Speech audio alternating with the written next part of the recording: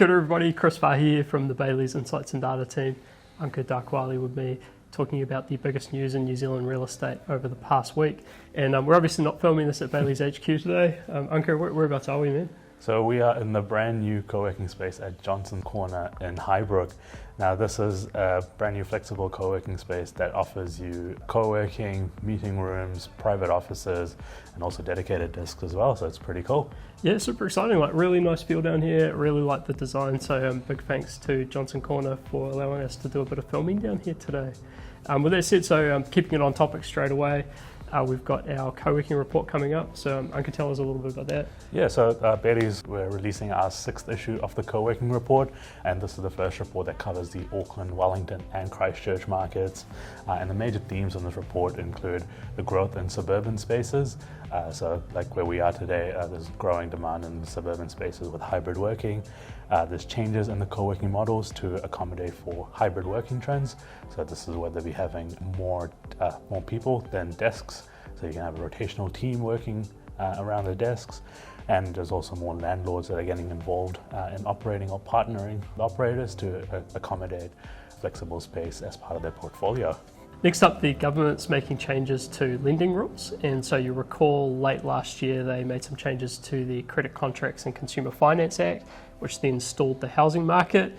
Off the back of that, they made some changes during March, which came into play during July, and now they've released a further tranche of changes. These ones are quite interesting, sort of honing the scope of the legislation even further. And so the 3 changes that they're making in this case are they're making it more clear that discretionary expenses can be sort of ignored or excluded when looking at lending analysis. The second is that they'll be reducing the scope for double counting of expenses associated with credit contracts like credit cards. And then finally, they'll help to make debt refinancing and debt consolidation more accessible to borrowers. So exciting to see some of those further changes coming, although this tranche of changes won't come into effect until March 2023, so still a little while until those actually come into play.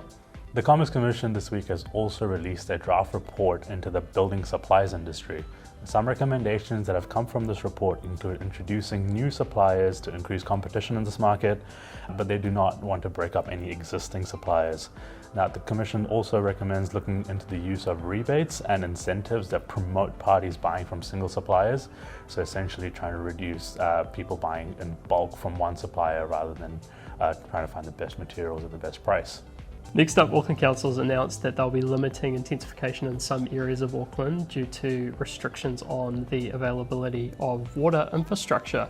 And so if you've been following the housing intensification piece for a while, the government's been putting in changes that require councils to implement more intensification around their areas. And so for Auckland Council, there's been this ongoing debate around which areas of Auckland might be limited on intensification. They've now released some additional qualification matters which relate to the availability of water, wastewater and stormwater infrastructure. And so basically what this is meaning is that they'll be limiting the level of intensification in several areas of the region. These include Hibiscus Coast, the lower North Shore, Devonport, Henderson, Massey, Havelock, Mount Eden, Herne Bay, Greylin and Ponsonby. And so the natural response from some parts of the market is that the limitations are applying to some areas that would be really popular for intensification, so the likes of Herne Bay, Greylin and Ponsonby. So it'll be interesting to see how that flows out over the coming months and year. Next up on the retail front, New Zealand Post has released its latest e-commerce research, and now this time they're actually looking at market sentiments in the e-commerce industry. Now some things they've found is 66% of retailers expect that their online sales revenue will be higher in 2022, and the retailers' main concern has been supply chain and stock fulfillment delays. At about 35% are reporting this issue now, but retailers are not really worried about international competition entering the market, and they're pretty robust about their domestic market and the growth in revenue coming from it. Now moving overseas, Knight Frank has released their Prime Global Cities Index for the second quarter of 2022. Now this index tracks the prime suburbs in a city, and now what this report has shown is that Dubai has the highest growth rate at the moment at 64.2%, 8% for 12 months to Q2 2022. Miami sits second at 37.3%. Now you'll be wondering where Auckland and Wellington sit. So Auckland's ranked 38 out of 45 and Wellington's ranked 45 out of 45. Now Knight Frank are attributing this slowdown to rising mortgage rates and weakening global economic output. But prime sales are generally more resilient than the lower price brackets. It's also interesting on those global rankings because it shows that the New Zealand housing market has cooled ahead of a lot of other markets. And so you go overseas, the interest rates are just starting to ramp up in most markets, whereas we've already made that transition. So that sort of explains the recent rankings for Auckland and Wellington. Yeah. So, have you ever wanted to own an island? Knight Frank are selling one in the Isle of Arran.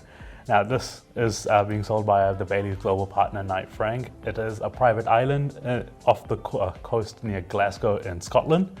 It is 11 acres, 700 meters long, and 27 meters above sea level. There's a lighthouse on there that was built in the 1700s. There's a house on the island as well, which is 6 bedrooms and 1 bathroom, and it's just been recently renovated. This is for sale with offers over £350,000 or just over 678,000 New Zealand dollars. It's a bit of a bargain. Yeah, it's a bit of a bargain if you want to change your lifestyle, and you can maybe possibly remote work from there as well. Yeah, there's got to be someone out there who'd go remote working, tech company, private island, lighthouse. Yeah, sounds interesting. Doesn't look that hot though. Nah, it doesn't look that hot, but hey, if you don't like people, you can deal with the cold. Yeah, big time. Oh, it's interesting. And then our global partner Knight Frank's actually been pretty busy, so they've recently sold the Hilton Resort and Spa Marjan in Ras Al Khaimah in United Arab Emirates. And so this is a 5-star hotel with 723 rooms, a 650 metre private beach, and 13 dining options. It's located about 8 kilometres from one of the major golf courses and mall. And this particular property is sold for 810 million AED, or about 350 million New Zealand dollars. So well done to the crew over there for achieving that great outcome. And then finally, to wrap up, we've got our property of the week. So what have you got for us today, Ankur? Yeah, so my property of the week this week is 40 Khaimah Drive in Havelock North in the beautiful Hawke's Bay. This property is 4 bedrooms and 3 bathrooms, and with a triple garage as well.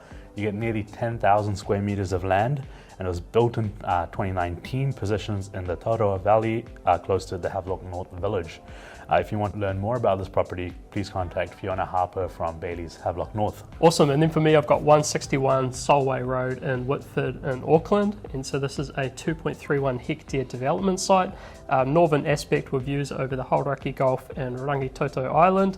It's got an elevated corner position close to Botany and Ormiston Town Centre. And if you want to learn more about this property, you can talk to Iram Ali from Bayleys in Papakura. With that said, we'll wrap it up here. So thanks very much, Ankur. Thanks, Chris. And we'll see you next time. See ya. Ciao.